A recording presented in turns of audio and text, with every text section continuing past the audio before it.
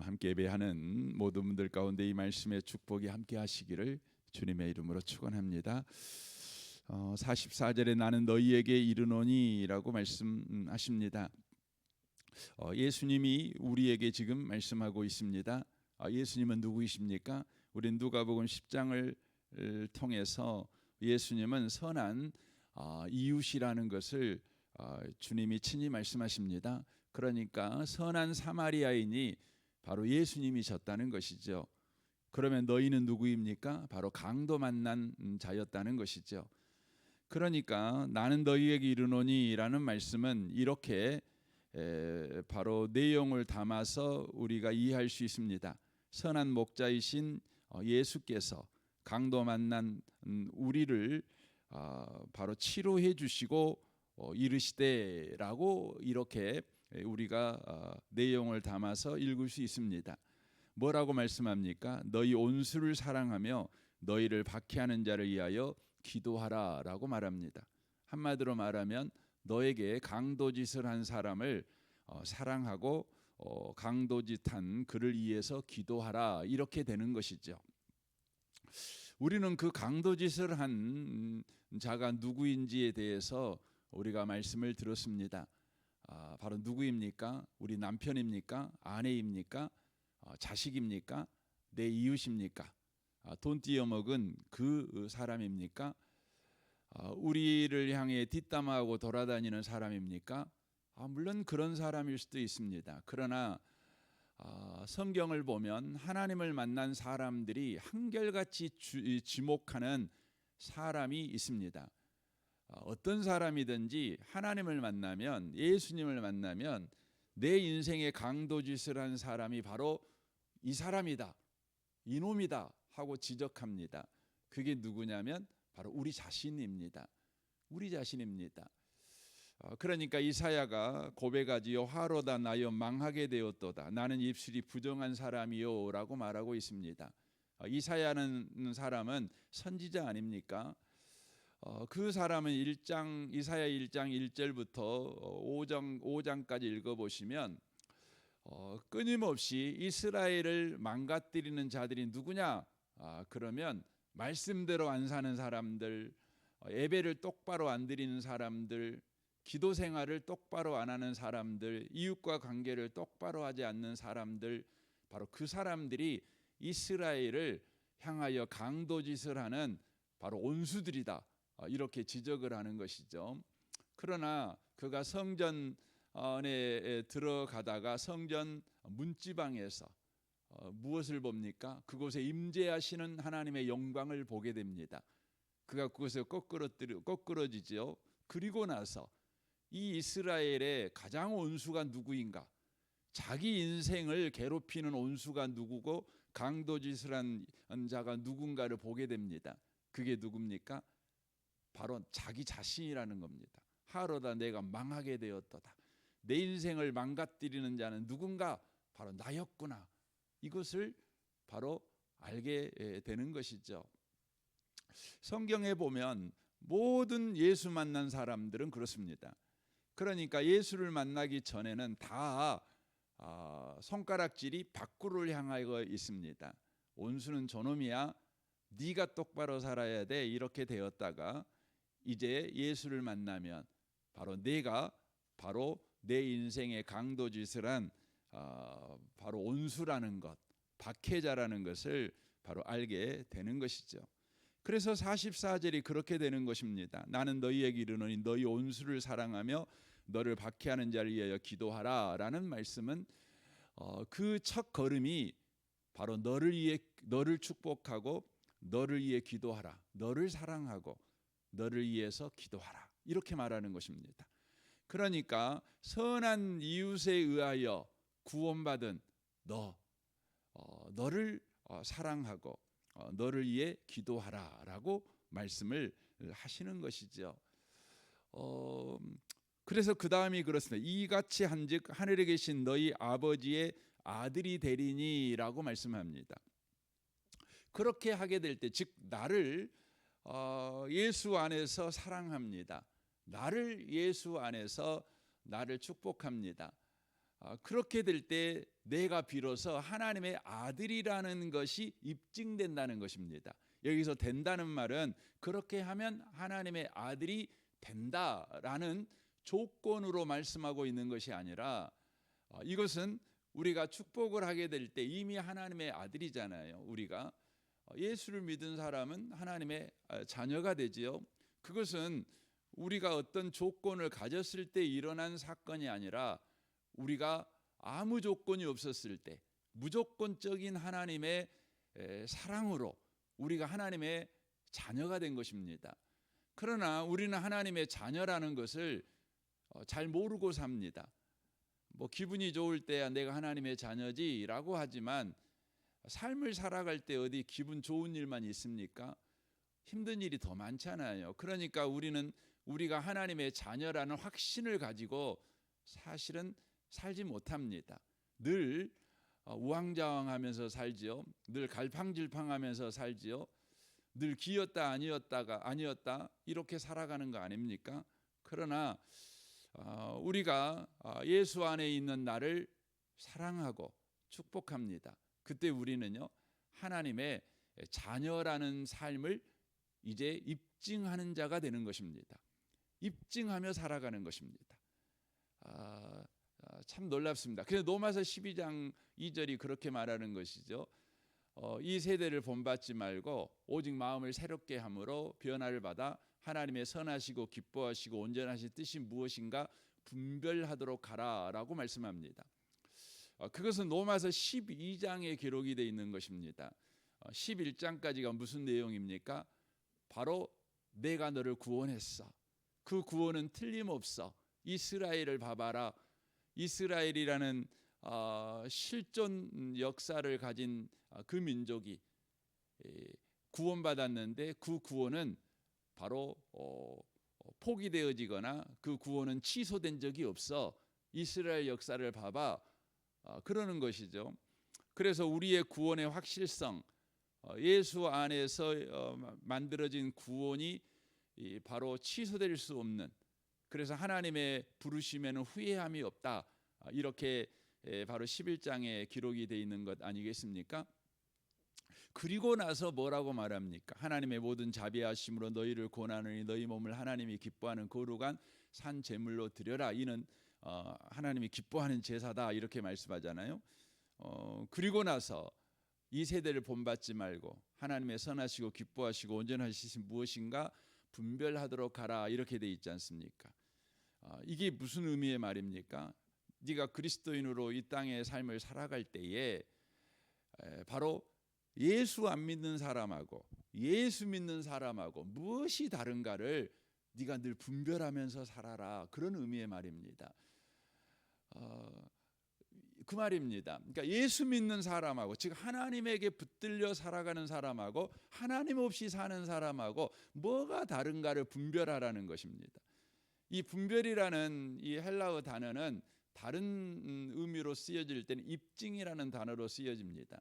그러니까 네가 어떤 인생을 살아가든, 어떤 장소에서 어떤 직업을 가지고 살아가든, 어떤 환경에서 네가 살아가든, 네가 1장부터 11장까지 예수가 이루신 구원을 네가 붙들고 살아간다면 예수 믿는 사람과 예수 믿지 않는 사람이 무엇이 다른가를 입증하면서 살게 될 거야 라는 말씀이 되는 것입니다. 그것입니다. 얼마나 놀라운 말씀입니까? 그러니까 저와 여러분이 예수 안에 살아가게 될 때, 즉 예수 안에서 내가 어떤 구원을 받았는가, 그것을 알게 되는 것이죠. 그리고 그 구원을 가지고 나를 사랑하는 것입니다. 나를 위해 기도하는 것입니다. 그때 저와 여러분은 어떤 환경이 주어졌든 어떤 상황이 주어졌든 내 앞에 어떤 사람이 있든 내가 하나님의 자녀라는 것을 바로 입증하며 삽니다.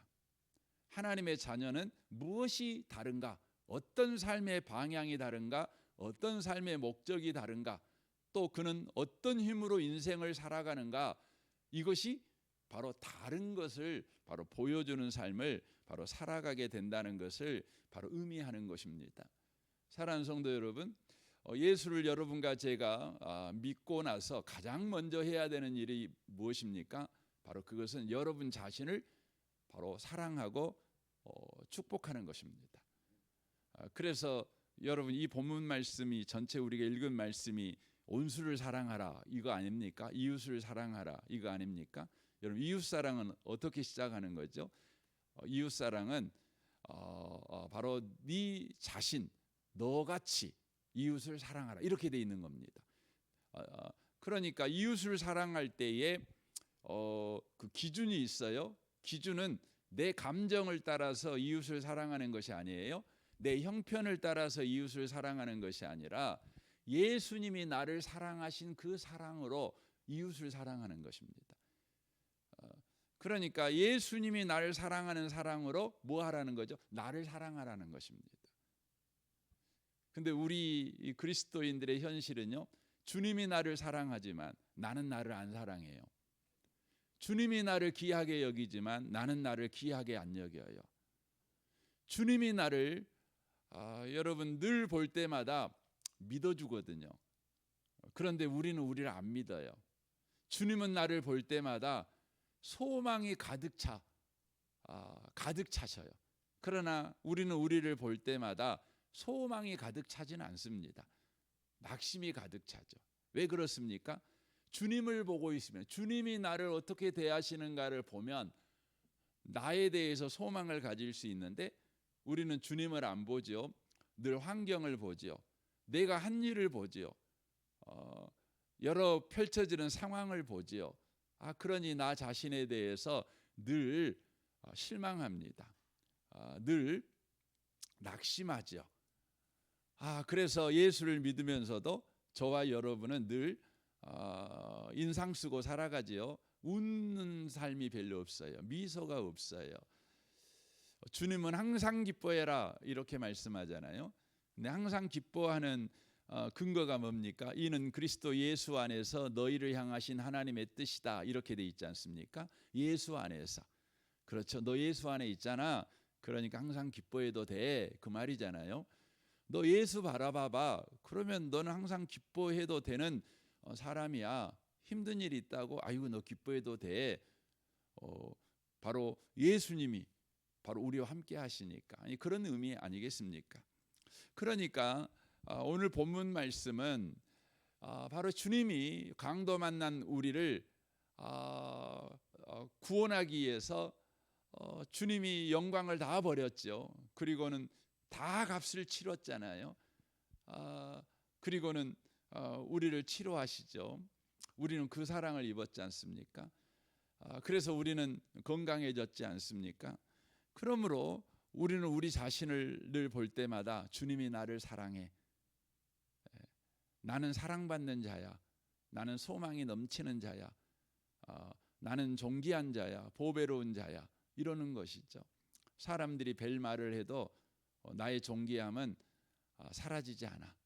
도리어 빛날 거야. 이걸 이야기하는 것이죠.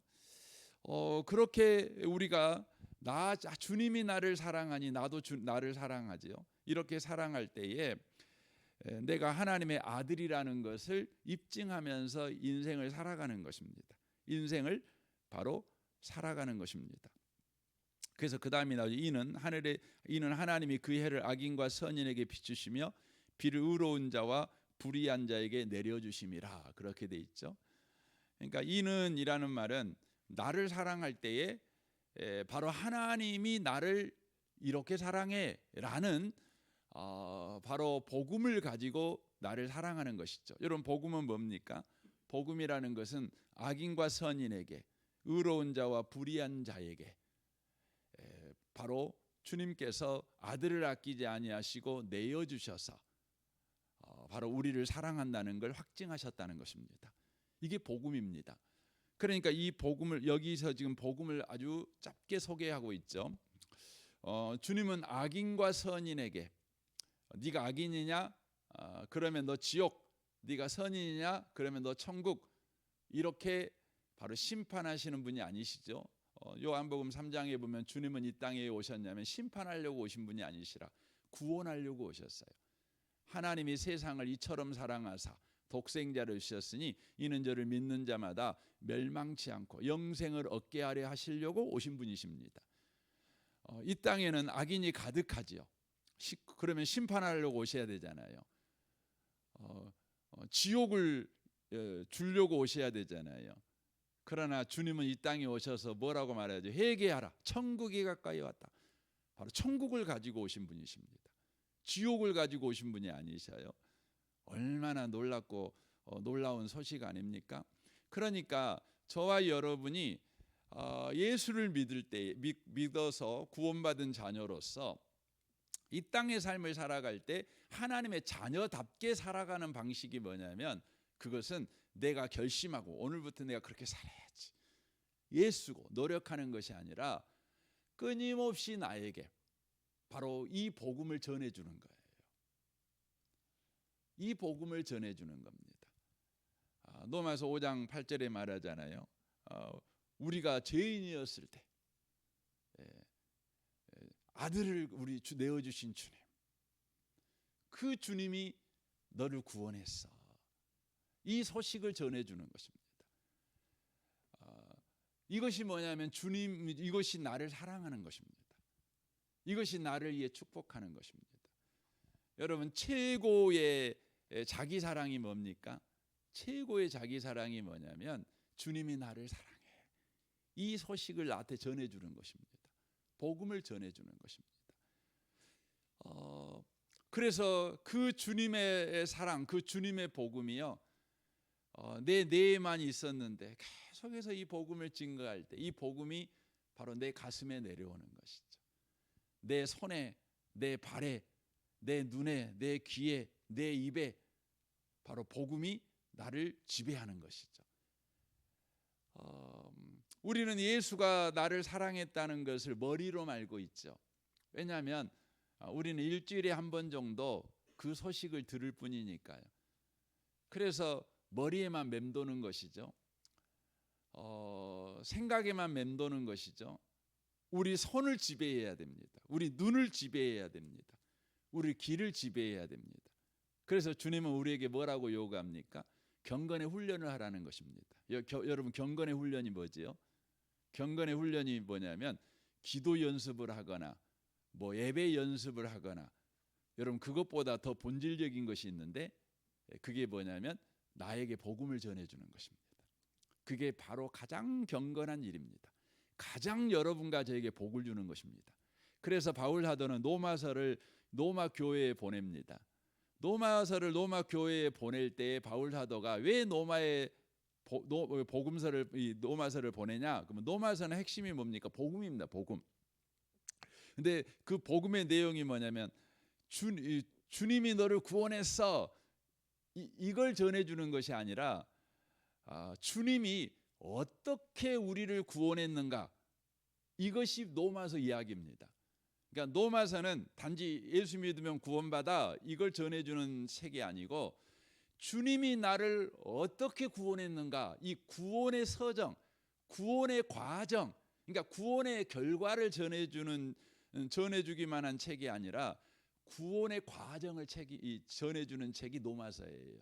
그러니까 이런 것과 똑같죠. 여러분 자녀가 20살이 먹었어요. 그러면 20살 먹은 자녀들은요, 어떤 생각이 있냐면 지가 알아서 큰 줄 알아요. 그렇잖아요. 지가 알아서 큰 줄 알아요. 부모가 그 애가 태어나고 그래서 그냥 엄마가 10달 동안 걔를 뱃속에 품고 그냥 허리 부러지라고 살았던 것도 모르고 그러잖아요. 먹을 거 안 먹고 감기 걸렸는데도 참아내고 이런 거 모르잖아요. 모르죠. 그리고 애 낳을 때 얼마나 고통받았고, 또 애 낳아갖고 이 밤잠 못 자리는 애한테 2시간에 한 번씩 젖 물려야 되고, 그거 모르잖아요. 그리고 얘가 이제 일어날 때 우리가 얼마나 기뻐하고 한호성 지르고 사진 찍고, 애들이 자전거 한번 타다가 넘어지고 뭐 막 그러는 거, 막 이런 것들 때문에 아빠가 기뻐하고 엄마가 즐거워하고 막 그렇게 하는 그런 과정들을 다 몰라요. 그래서 얘네들이 뭐예요? 나는 분명히 엄마 아빠의 자녀라. 자녀다. 엄마 아빠가 나 사랑해서 이만큼 컸겠지 하고 그냥 막연하게 아는 거죠. 그걸 가슴 깊이 새기고 사는 건 아니에요. 근데 애들이 이제 20살 먹어서 이제 부모 품을 떠나서 세상에 가서 살아야 되잖아요. 엄마가 나를 사랑하고 아빠가 나 사랑한 거 알지만 그 사랑이 이 험악한 세상에서 실제 살아갈 힘이 되는 건 아니에요. 알아야 돼요. 그래서 아이 앉혀놓고요. 네가 어떤 사랑을 받아서 여기까지 왔는지 구구절절 이야기하는 거예요. 예. 어떤 상황에서 그 사랑을 어떤 사랑을 받고 살았는지 이게 뭐냐면 노마서 이야기입니다. 그래서 이야기가 뭐부터 시작하냐면 하나님의 진노가 불의로 경건치 않는 자들을 향하여 하늘로부터 쫓아 나타나니 하고 시작합니다. 인간의 상태가 하나님의 진노 아래 있는 인생이었다. 이렇게 딱 시작을 해요. 이게 노마서의 시작입니다. 그래서 인생이 할 수 있는 건 뭐냐? 맨날 싸움하고 저주하고 서로 물어뜯고 이것밖에 할 수 없었던 자들이었다. 종교를 동원해도 철학을 동원해도 도덕을 동원해도 인간은 거기서 벗어날 수가 없었다. 그래서 머리부터 발끝까지 의인은 없네 한 명도 없었다. 이게 이제 성경 노마서 이야기입니다. 이게 그랬는데 노마서 3장 21절에 하늘로부터 바로 율법의 한 의가 나타났다. 이 세상에 바로 하나님의 독생자 예수가 개입하는 일이 벌어졌다 하고 쫙 설명하는 거예요. 이게. 그러니까 여러분과 제가 복음을 띄엄띄엄 알거든요. 그냥 예수가 나를 구원했지, 예수 믿어서 구원받았지 뭐 다 알잖아요. 근데 그것이 여러분 직장 생활할 때 여러분과 저에게 예수 믿는 사람답게 살게 만들어 주나요? 그러지는 않죠. 그러지는 않습니다. 여러분 가정 생활할 때 그러나요? 여러분 그 배우자하고 불편한 관계 가운데 있을 때 여러분 예수 믿었다는 것이 여러분에게 힘입니까? 소망입니까? 지혜입니까? 그러지는 않지 않습니까? 예수 믿은 것은 믿은 거고 현실은 현실인 거죠. 그렇게 이렇게 탁 떨어져 사는 거 아닙니까? 그 간격이 줄여져야 돼요. 뭘로만요? 복음으로만 줄여야 돼. 복음으로만 줄일 수 있는 거예요. 우리는 멀리 있는 그 예수의 구원이요. 계속해서 복음을 듣게 될 때 뭐가 돼요? 가까워져요. 왜냐하면 예수는 다리시거든요. 예수는 길이셔요. 길이시잖아요. 점점 가까워져요. 점점 가까워져요. 그래서 그 예수의 복음이 내 삶을 장악해요. 그게 진리죠. 인격이 돼요. 진리라는 말은 인격이 된다는 것입니다. 예수가 진리셔요. 인격이에요. 내 호흡이 돼요. 내 근육이 돼요. 내 혈관이 돼요. 내 뇌가 돼요. 뭐 운해도 되고 잔해도 되고 너 전두엽도 되고 그러는 것이죠. 내 심장이 되죠. 내 허파가 되는 거죠. 그러는 것입니다. 복음을 전할 때. 그래서 어떻게 되는 거죠? 우리가 예수 닮은 사람이 되는 거죠. 그래서 사람들이 볼 때 너는 하나님의 아들이야. 여러분 하나님의 아들은 예수에게만 쓰는 단어입니다. 그런데 여러분과 제가 계속해서 복음을 내 자신에게 전할 때 온수인 나에게 복음을 전해주는 거죠. 박해자인 나에게 축복하는 예수의 이름으로 축복하는 거죠. 그때 우리가 변화되는 것입니다. 저는 이 아침에 오신 복인님들 오늘 하루도요. 복음으로 여러분을 사랑하세요. 복음을 제 주님이 너를 사랑해. 나도 그래서 너를 사랑해. 그러세요. 주님이 너를 사랑해. 그는 우리는 잘해요. 근데 그래서 나도 너 사랑해. 나는 네가 너무 좋다. 나는 내가 너무 좋다. 이런 거 잘 안 하거든요. 나는 너를 볼 때마다 소망이 생긴다. 막 믿음이 생긴다. 담대해진다. 뭐 이런 이야기는 안 해요. 여러분 오늘 꼭 해보십시오. 이게 온수 사랑입니다. 이 은혜가 저와 여러분에게 회복되고 또 실행되는 은혜가 있으시기를 주님의 이름으로 축원합니다. 아멘. 우리 같이 기도하겠습니다.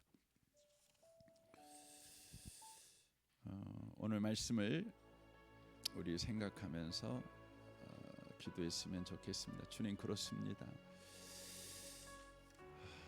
주님이 나를 사랑합니다. 그래서 나도 나를 사랑합니다. 오늘 이 아침에 여러분 말씀을 여러분 붙잡고 말씀을 여러분 자신에게 하는 기도를 좀 많이 하시면 좋겠습니다.